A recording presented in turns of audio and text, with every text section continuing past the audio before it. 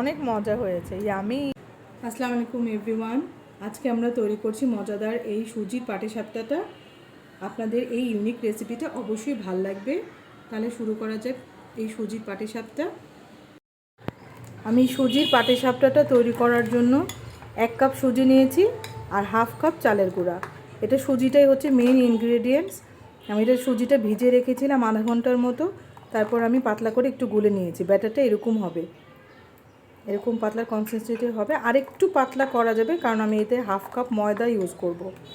এটা এত তুলতুলে হয় আর এত নরম হয়, সারাদিন রেখে দিলেও এটা শক্তও হবে না আর ফেটেও যাবে না। চালের গুঁড়া দিয়ে করলে যেরকম ফেটে যায় এটা ফাটে না। আমি এখানে অ্যাড করে দিব হাফ কাপের মতো ময়দা। এখন আমি হাফ কাপ ময়দাকে অল্প অল্প করে দিয়ে ভালো করে মিক্স করে নেব, যেন কোনো লাম্পস না থাকে। ইচ্ছে করলে কেউ এটাকে মিক্স করার পর ভালো করে একটা পাতলা চালনি দিয়ে চেলে নিতে পারেন, তাহলে পিঠার গাটা বেশি স্মুথ হবে। হাফ কাপ ময়দাকে আমি ভালো করে অল্প অল্প করে মিশিয়ে নিব। ভালো করে মিশাতে হবে যেন কোনো দানা বা গুটলি না থাকে। আর চেলে নিলে ভালো, একটা চালনি দিয়ে মিশানোর পর ভালো করে চেলে নিলে সুন্দর স্মুথ হবে। আমি মিশিয়ে নিচ্ছি তাহলে ভালো করে। আমি গুড়টা অ্যাড করব। গুড়টা এটা খেজুর গুড়, খেজুর গুড়টা আমি জাল করে নিয়েছি, অল্প একটু পানি অ্যাড করে পাতলা করে একটু জাল করে নিয়েছি, তারপর ছেঁকে নিয়েছি জাল করে।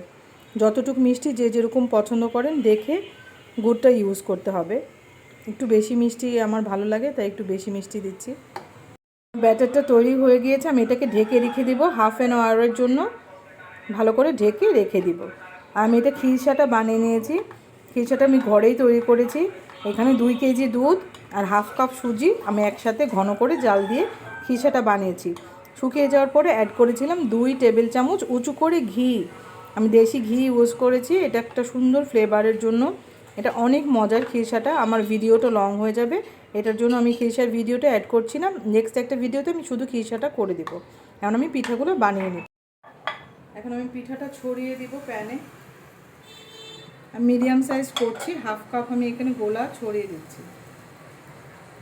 সাবধানে রাউন্ড করে ছড়াতে হবে। আমার ফ্রাই প্যানটা একটু বড়, ফ্রাই প্যানটা ছোটো হলে সুন্দর হয়, ওটা একদম গোল হয়ে যায়।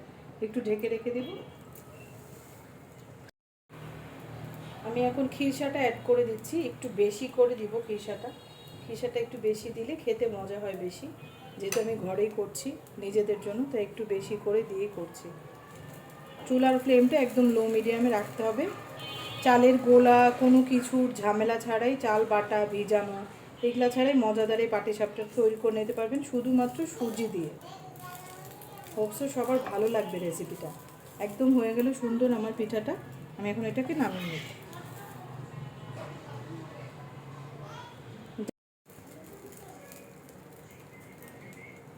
আগের দিনই শীতের বেলায় পাটিসাপটা খাওয়ার একটা মজাই ছিল আলাদা। সবাই একসাথে বসে গরম গরম চুলা থেকে নামানো হতো, নামানোর আগেই শেষ।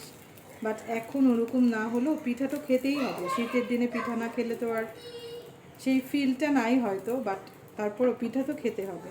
মাশাআল্লাহ, আমার আরেকটা পিঠা ডান। একটু বেশি করে খিরসাটা দিলে ভিতরের যে পুরটা একটু বেশি, অনেকে ইচ্ছা করলে এটা আরও বেশি মজা করা যায় মাওয়া গুঁড়া ইউজ করলে। মাওয়া দিলে অনেক সুন্দর একটা স্মেল হয় আর মজা হয় অনেক। জাস্ট আমি কোট করে উঠিয়ে নেব। এটা খুবই ইজি বানানো, আর সুজি ইউজ করার কারণে এটা সারা দিন তুলতুলে থাকবে, ইভেন পরের দিনও তুলতুলে থাকবে, একদম সফট। সুজি আর হাফ কাপ ময়দায় মোট 1 2 3 4 5 6 7 8 8টা, আর একটা গোলা আছে 9টা। মোট 9 থেকে 10টা পিঠা বানানো যাবে। 1 কাপ সুজি আর হাফ কাপ ময়দা। আপনার এটা গেস্ট আসলেও একদম গেস্টকে বসিয়ে রেখে মজাদার এই পিঠাটা তৈরি করে দিতে পারবেন। ব্যাস, আমার মজাদার এই সুজির পাটিসাপটাগুলো তৈরি হয়ে গিয়েছে। এটা এত সফট আর এই তুলতুলেই থাকবে সারা দিন ধরে, পরদিন পর্যন্ত। আপনারা এটা রেখেও খেতে পারবেন। পাটিসাপটা এমনি চালের গুঁড়া দিয়ে বানালে ফেটে যায়, শক্ত হয়ে যায়, বাট এটা একদম ইউনিক, অনেক মজার। অবশ্যই ট্রাই করবেন। হোপস তো আপনাদের রেসিপিটি ভালো লাগবে।